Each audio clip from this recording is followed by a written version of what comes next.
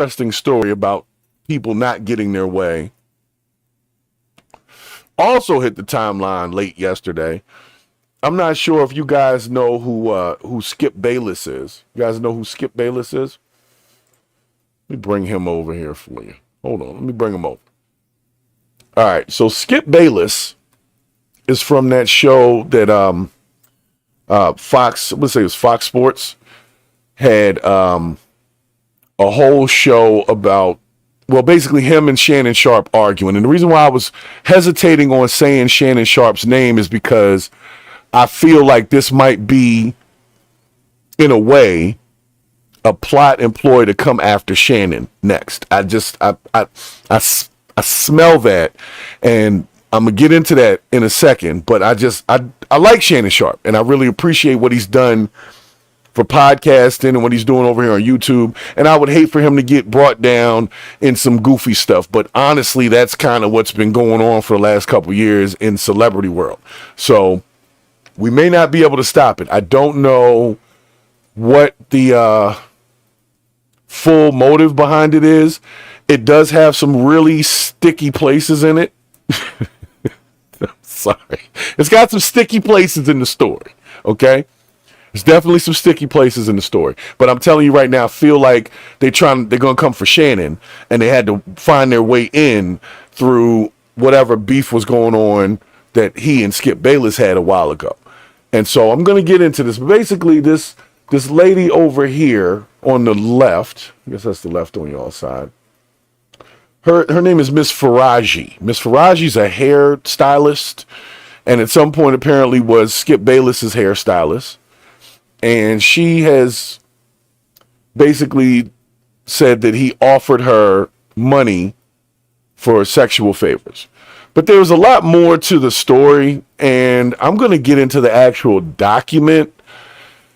But it starts to paint a picture of a very dirty workplace over at Fox Sports. And I think it's going to probably open up, if this all turns out to be true, because, stuff be coming up, and sometimes people just want a payday, So I'm going to go over the story real quick. Then we'll get to the document. Okay. Then we're going to get to Elon. All right. So those of y'all that are just getting there, I got to cover this other piece first, because it's very important that we talk about it before they come for Shannon. And if they do, I really don't want to see him go down in the, some BS legal goofiness that does happen when you get to the top of things. That's always sad. And you never know what's true and what's not sometimes. Like somebody saying something and you want to believe everybody, and then you don't want to believe people, and then it's like, you never know. So anyway, so Skip Bayless has been accused, along with Joy Taylor, who Joy Taylor was on our episode a year ago as one of our baddies in the Bright Light. So I guess that didn't age as well as it should have.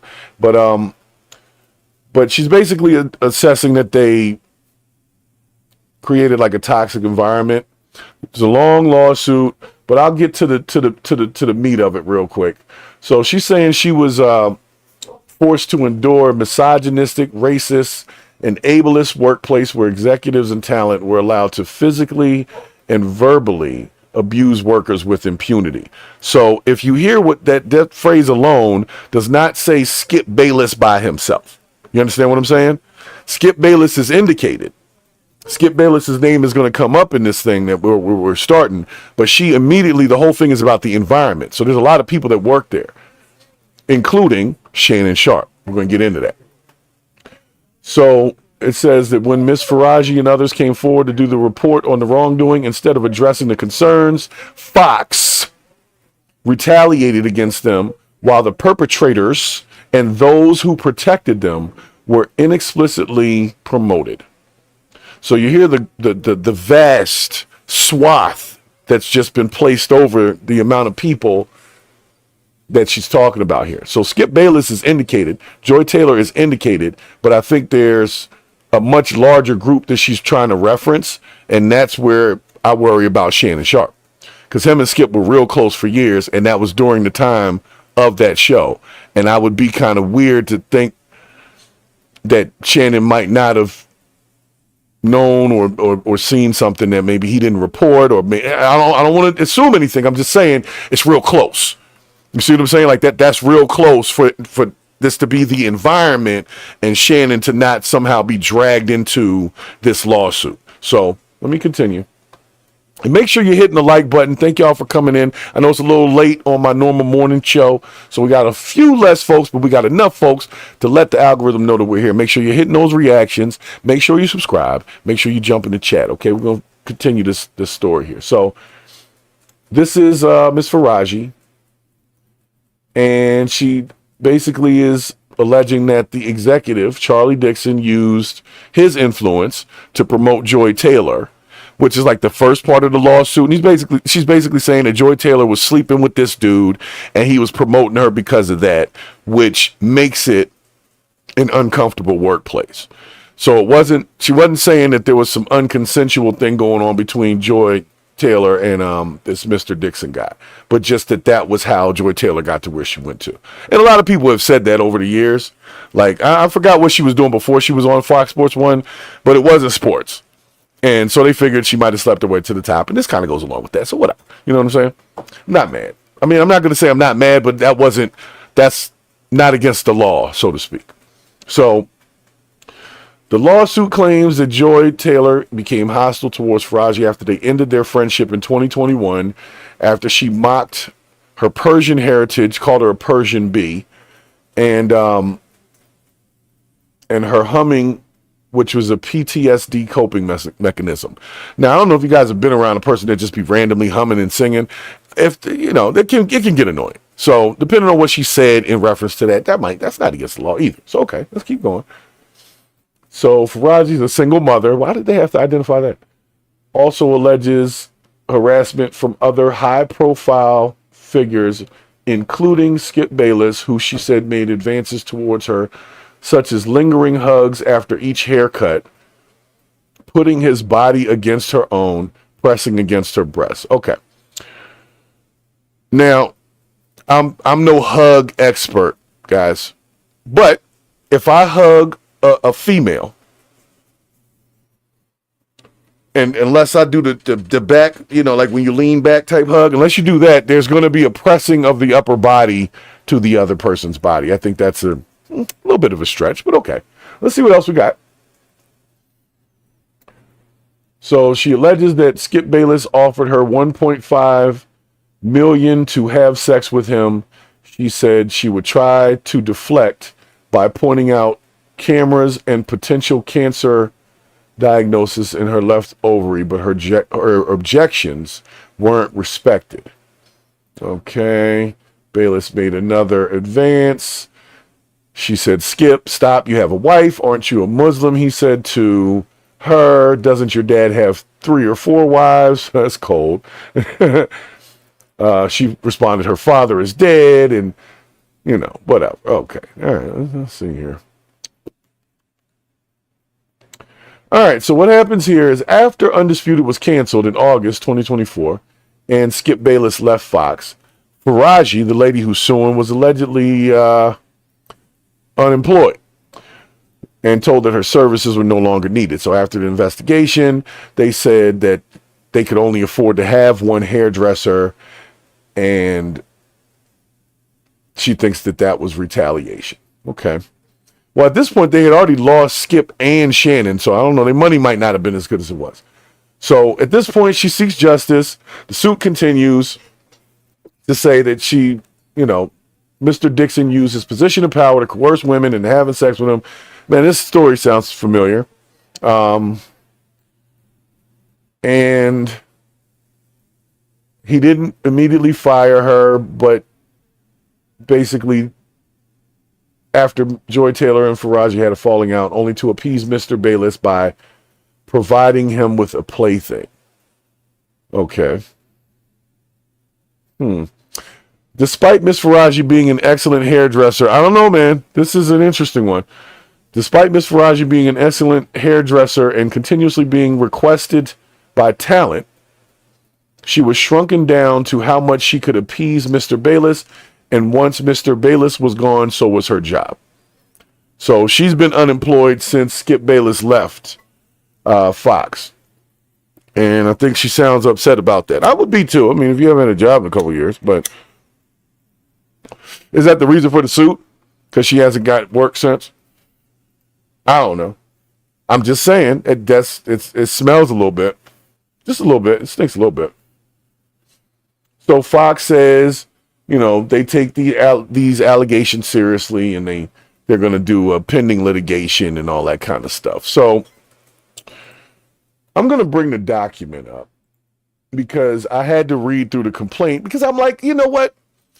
Before I make any assumptions to anything here, I'm going to at least read some of the details. But I will say the fact that people got fired and then they didn't have a job after this other person left, all of that normally paints a picture of I'm trying to get a payday because things have been rough since the show ended or whatever. That's what it looks like. And I hate to say that because I don't know. But I will say this. Timing is everything. There's a reason why they have like a statute of limitations for certain stuff and all that. Timing is important. When you wait on things like this, it almost dilutes it a little bit. I don't know. So we're going to go over the document. I'm going to breeze through it, but I'll get to the part about the actual allegations here. Give me a second. Let me get the situation going. Hold on.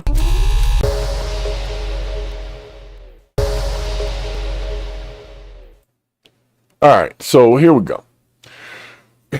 So this is the official document of the complaint. Now, it starts with a bunch of stuff about Joy Taylor, which after I read that, I'm like, well, none of that's really illegal, but it's just exposing Joy Taylor sleeping her way to the top. So that was really just some petty stuff, in my opinion. When I looked at it, it was like, it didn't really have much to do with her. And we'll get to the point where she's making the actual allegations about the things that happened to her. So in this section, she alleges that the CEO, executive or whatever of Fox groped her at a birthday party. And she was standing at the bar. He got a drink. He placed his arm on her lower back, asked how she was doing. So he didn't put it on her booty per se, but just the lower back. Asked her if she wanted a shot. Miss Faraji felt very uncomfortable by his unsolicited touching and responded, no, thank you. Okay, so now he starts grabbing her butt. And then Miss Faraji was mortified, but quickly faked an incoming call to escape the situation. So basically, this guy grabbed her ass, according to her. So she was going to turn to Joy Taylor, but she was afraid that Joy Taylor wasn't going to be on her side because Joy Taylor was sleeping with the same person who she just had her booty grabbed by. Now, just being honest, outside of the realm, if your homegirl is messing with a dude and your homegirl's messing with the dude and the dude's grabbing you on the ass, ladies, go tell your homegirl about that, okay? Just putting that out there. I'm no expert of any of this. I'm just saying, if your homegirl's messing with a dude, she's messing with him, and she know that they messing with each other, and that person grabs you on the booty, feel free. Go tell her. So, unfortunately, Joy Taylor told her to get over it, or at least that's what the complaint alleges. I don't know. I wasn't there. I wasn't part of the recording. And she told her to get over it and explained that she herself only had her job because of Mr. Dixon, and that Miss Faraji only had her job because Miss Taylor requested her. So basically saying, get over it. This is how it is here at Fox. So she's terrorized, turns to her coworker, and the coworker says, basically, keep it quiet if you want to keep your job. And they throw in the single mother thing again. As a single mother who needed the job to support her son, like, why can't you just be an adult that needs your job? Like, why the single mama thing always get? It's like a card. It's kind of like the race card. You know what I'm saying? It's like, it's bad, but when you throw that in there, oh, don't do that. Either way, if this happened, whether she was a single mother or not, she was wronged. So, I know they're going for, what do they call it? Oppression points? Oppression Olympics points? But anyway, let's continue. So, they told her to be quiet. And she went to, let me see what else. Oh, so then 7 years later, so this happened oh so many years ago, and then 7 years later, I guess the lady who was her boss told her that she didn't like her and didn't like anything about Undisputed, and had scheduled somebody for hair on Undisputed and told her that she must put Faraji on Undisputed full time. So she said, I didn't like that. All right, and this is fat. This is more about people just feeling like they can do whatever they want to get to a certain job. So I get that part. So Mr. Dixon gets rid of a female talent member for refusing to have sex with him. Sounds like hearsay. Let's go ahead and skip through that. Mr. Bayless begins to give Miss Faraji lingering hugs and kisses on the cheek while putting his body against hers and pressing against. You read the rest. You got it. So she says right here. So this is very important. This first line right here. After the reporting by the talk show host fell on deaf ears. So that means she went to HR, right? Mr. Bayless began requesting that Miss Faraji give him a haircut once a week in the makeup room, and she did so as her boss required. Okay. Initially, everything was cool. Then he started to kiss her on the cheeks, and she would say stuff like, I need to pick my son up from school to get out of it. He told her that she had a nice rack. Now, I'm paraphrasing here. I'm just, Now, hold on, man. Like I said, this don't smell right. So he told her that she was voluptuous, right? And she said, as English is her second language and she was not familiar with the word, Miss Faraji asked what that meant, and Mr. Bayless told her to figure it out. Okay, so she would easily just Google it or ask somebody. Then Bayless started becoming more aggressive. Okay, all right. So they were around each other a lot in the makeup room. She was cutting his hair. He thought she was sexy, so to speak, voluptuous. He started to try to make some advances, and she did not want those advances. So apparently she went and tried to report it. They decided that she needed to be quiet. And then they make this reference to her single motherhood thing again, saying Faraji needed to be kind towards Mr. Bayless or risk her job. A single mother who relied on her job to support her son. So I don't know about that thing. They keep throwing that in there, but okay. All right. So apparently she hurt her back at work, couldn't move. How'd you hurt your back doing haircuts? They said she hurt her back at work. Isn't it her job haircuts and styling? I don't know. It's stuff like that just jumps out at me. Because I'll be like, well, how'd you hurt yourself? How'd you hurt your back? Was somebody blowing your back out? Like, I don't know. I'm just asking, how'd you hurt your back? These are the questions. These are the questions. Okay. So she hurt her back. She returned from leave. She had her hours cut. She was upset about that. And she said that she was entitled to her pre-leave schedule. And an individual from HR said that she'd heard that the woman didn't want the schedule back. Okay, all right, we're going to go with that. All right, Faraji remains on Undisputed and is asked to join the herd. And she joined the herd. Okay, it sounds like she was. I don't know. So far, it's kind of foggy. Then Mr. Diaz racially and sexually harasses Miss Faraji. I'm going to have to see more evidence on this stuff. A lot of it is very foggy. Somebody said, or I felt like this way. Now, if somebody grabs your booty, you should definitely say something. If you go to HR and HR don't do nothing, you definitely should go a little higher. I don't think you should wait 7 years and all that kind of stuff. But that's what I'm saying with the whole timing thing.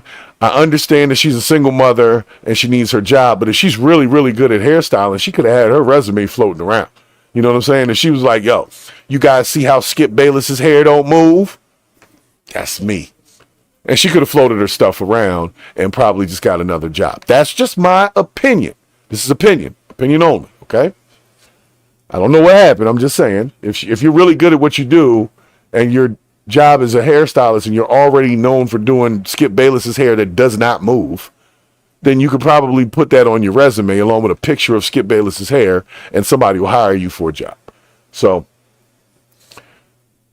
she talks about Joy Taylor again.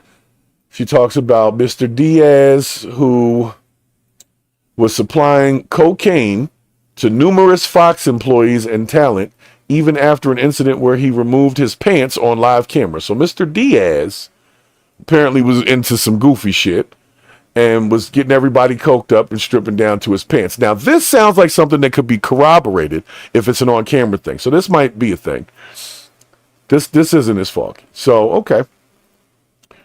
So what did she, so she sent notice of the lawsuit. Mr. Diaz made a mockery of his discussions with human resources.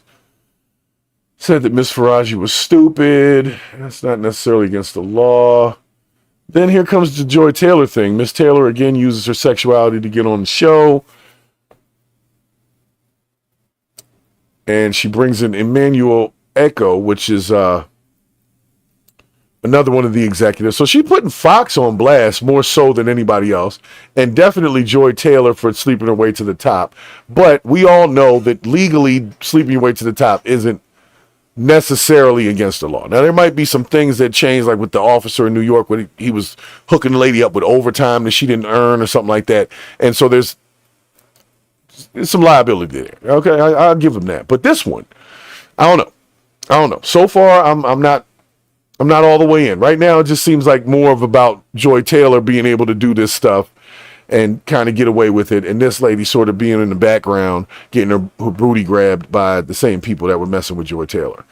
So anyway, she goes through to say that initially she didn't know that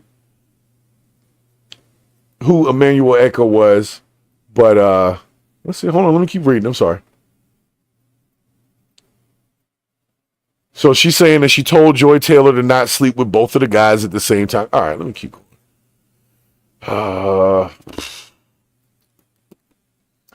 Ms. Faraji is targeted because of her ethnicity. So I'm just giving y'all a second here because so far the only thing I see that could probably be a thing was the guy supplying people with cocaine and stripping butt naked on camera. So that sounds like more people than her would have seen that, and that sounds like something that could happen. So we've got an informal dinner with Jane Doe and Joy Taylor. Well, not Joy Taylor. And somebody called Faraji a Persian bee. All right, well, that's not against the law. All right, so we're going past the dinner. Somebody didn't like it. I'm sorry, I'm paraphrasing here, but I'm trying to get to like things that are chargeable offenses that, like, you know, you can really prove something. This is all hearsay unless they have somebody who was actually at this event, you know, and heard somebody call somebody a Persian bee. But that in and of itself is not a crime or liable for anything, especially if they were at an informal dinner. It's not a work event. Sorry I'm spending so much time on this, but I got to go through it. All right, so Miss Faraji believes she has cancer, conveys this to Mr. Bayless. He offers her $1.5 million to have sex. So basically, he offered to pay for her cancer treatment if she gave him some box. Let's see what we got here. So he made advances, told her he could change her life, blah, blah, blah. Hold on.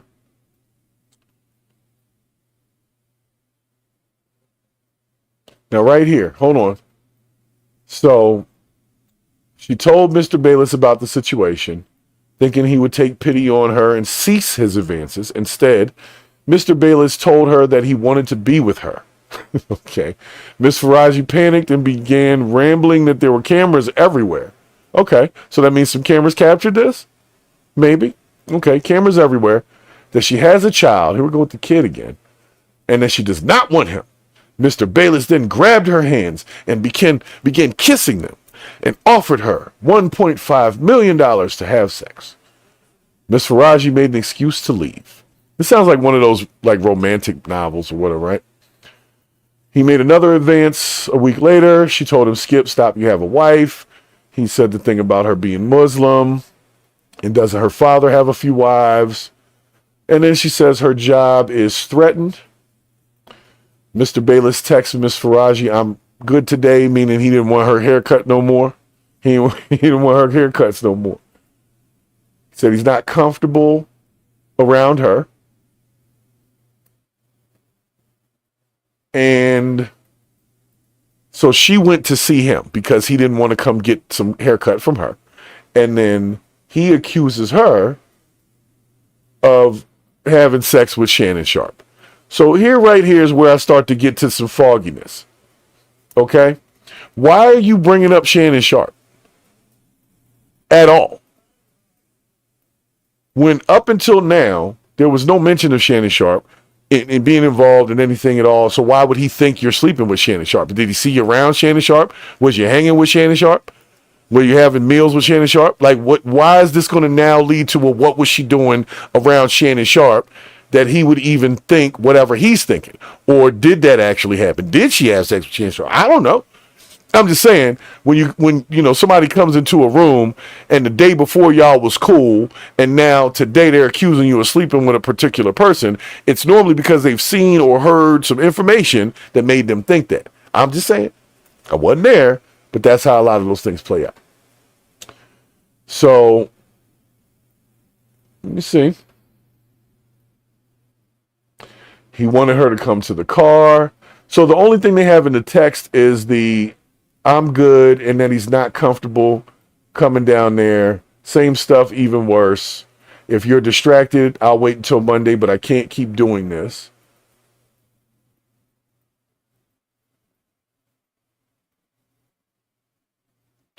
All right, so far I'm not seeing it, but I do see that they tried to slide into Shannon over here real quick, didn't they? They did definitely throw a little something at Shannon Sharpe. And Miss Faraji then explained over text that she is not sleeping with Mr. Sharpe. Mr. Bayless did not respond. Okay, so let me pause that for just a moment just to let you know. If she did sleep with Shannon Sharpe, that's not illegal. So that's also, all right, whatever. So he accused you of sleeping with Shannon Sharpe. So it's not necessarily illegal for him to accuse you of sleeping with Shannon Sharpe. So far, he said that she's distracted. Trust me, I'm confused. So I'm looking at everything that's in quotes because that's what they'll be able to actually submit in court. Do you still want the haircut or just move on? Or still want to do the haircut or just move on the next day? And she said she doesn't want to move on and that she'll continue to do his hair. Then she says that she was scared. I don't know, man. I don't know. It's pretty long. I'm about to stop. I'm trying to get to some, Here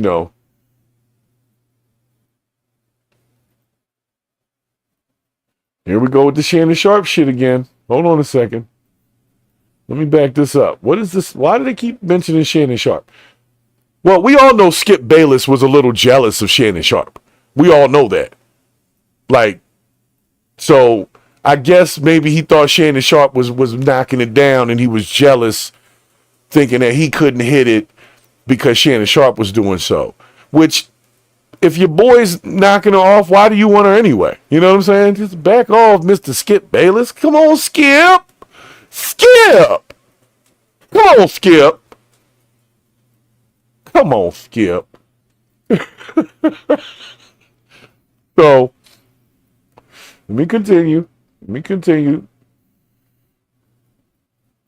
He heard her talk, or he's saying that he heard her talk to Mr. Sharpe about her vagina. Okay. And that she could tell from her, or he could tell from her body language that she was getting knocked down by the Sharpster. She was getting clubbed by the Shay Shay, if that makes sense. So there's some jealousy here, or at least that's what she's saying, about the possibility that Shannon Sharpe knocked it down. Okay. Mm-hmm.